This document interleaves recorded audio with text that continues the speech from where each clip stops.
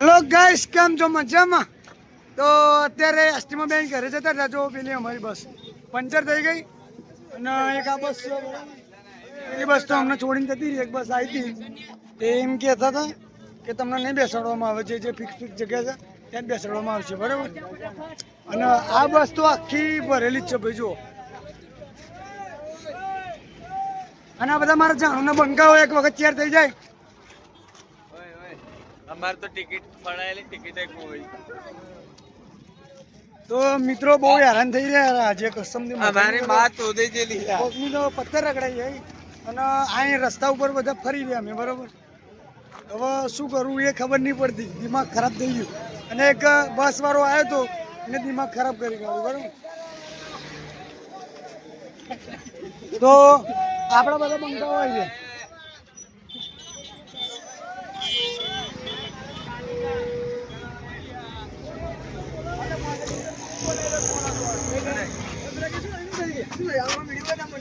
ચાલુ જ રાખું છું ને.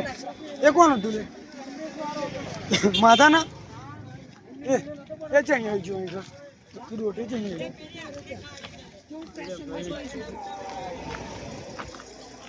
તો અત્યારે યાર પગના તો બેન્ડ વાજા વાગી ગયા. અમારી ગાડી પડી ગયો પંચર વાળી, બરાબર. અમારો કંડક્ટર અમને હેલ્પ કરી છે, બરાબર. અમને હેલ્પ કરેલી. બાકી તો આગળની બસ પર એ તો બહુ બદતમીજી વાત કરતા અને જતા રહ્યા. પણ ગુસ્સો એટલો આવ્યો, એક મેડમ ને એટલો ગુસ્સો આવી ગયો ને કંડક્ટર ને મારતા મારતા મૂક્યા, બરાબર.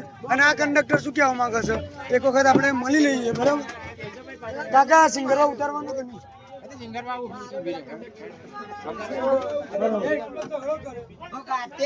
તો ગાઈસ અત્યારે બસમાં તો આવી ગયા. પેલી બસમાં પંચર પડેલું અને અત્યારે આ બસમાં આવ્યા. અને આ કંડક્ટર તો એમ કહે છે કે ઉતારી દઈશું, બરાબર. પેલી બસ વાળાને તો બહુ બદતમીજી વાત કરતા.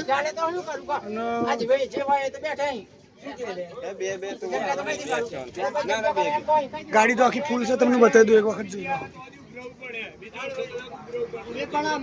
તમે વિચાર કરો, કોઈ 70-80 કિલોમીટર હેડીને આવો અને કોઈ સારી સપોર્ટ ન મળે અને રોડ ઉપર અઠવાડિયે છોડી દેવામાં આવે, બરાબર.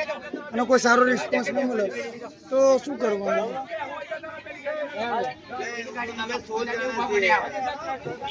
ચાલો મારા મિત્રો, તો બધા આ કમસે કમ ત્રીજી બસ માં આપણા 16 મિત્રો 16 ને 19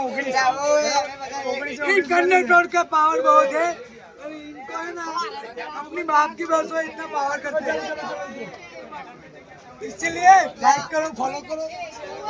गाइस આપણે નવી બસમાં અત્યારે જઈએ ને તમને બતાવું. આગળનો વિડીયોમાં આપણે કન્ટિન્યુ રહ્યો, બરાબર. ચલો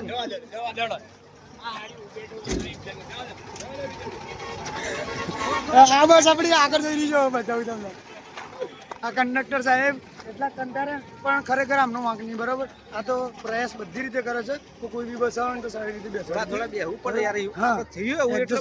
આમાં થઈ શું કે પેલી તો એક્સપ્રેસ જતી હતી એટલે એમને તો જે રૂલમાં આવતું હોય એ કહેવું પડે, બરાબર. મારે એકદમ ટાયર બેસી ગયું એટલે એ હવે કરે શું છે કે કિસ્મતમાં જે લખ્યું એ થાય, બરાબર.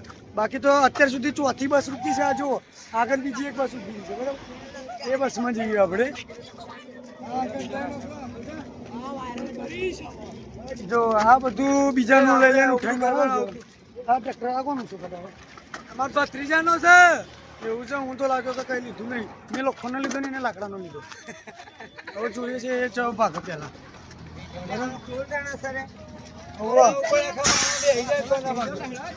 મને કલર કરવા દો. આ કંડક્ટર ચોથા, બરોબર. અને પણ અમે તો સિંગરો ઉતરી જશે કાકા. ડેવલપ માટે ઓય ચર્ચા કરો.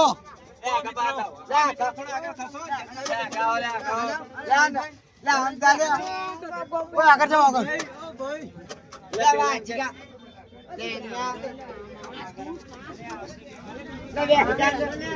મિત્રો જોઈ શકો છો યાર, બસમાં તો બહુ બધી ભીડ છે. તમે એક વખત બેકગ્રાઉન્ડ ચેક કરો. બધા ભાઈબંધો જોવો શું હાલત ખરાબ છે બધાની, બરોબર. આ ચોથી બસમાં બેસે અમે, બરોબર. ચોથી. હવે તમે વિચાર કરો કે કોઈ 70-80 કિલોમીટર ચાલીને આવ્યા હોય, પગની હાલત શું હોય તમને ખબર છે, બરોબર. ડાકોરમાં આવો તો મોજ પડશે, બસમાં ના બેઠા આવું થશે અમારા જેવું, બરોબર. અમારા બધા મિત્રો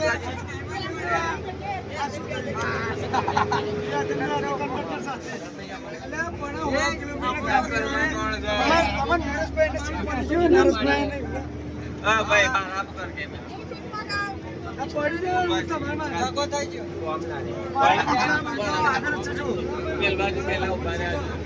આગળ પણ છે આ બાજુ પણ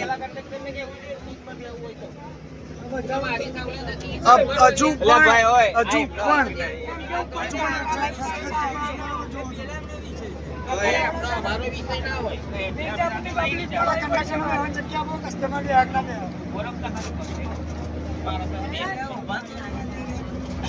ખરેખર એટલી તકલીફ પડી છે. ડાકોર તો જઈને આયા પણ આ આખી જિંદગી યાદ રહેવાની છે અમને, બરાબર? અને આ ખાલી એસટી તમને ખબર છે ઇકો બેઠેલા મેં ઉભા થઈ ગયા, એસટી માં બેઠેલા ઉભા થઈ ગયા, બીજી એસટી માં બેઠેલા ઉભા થયા. ચાર હાલત ખરાબ હતો તો અમારે મનીષભાઈ કોમેન્ટ કરે છે કે આજનો દાડો ખરાબ છે. જ્યારે ભગવાનના દર્શન થાય તો ભગવાન તો પરીક્ષા લેવાનું જ છે, બરાબર? ડાકોર વાળો તો મને વિડીયો બનાવવાની જગ્યા નહીં મળતી. લે લે ચાલુ કેમેરો બચ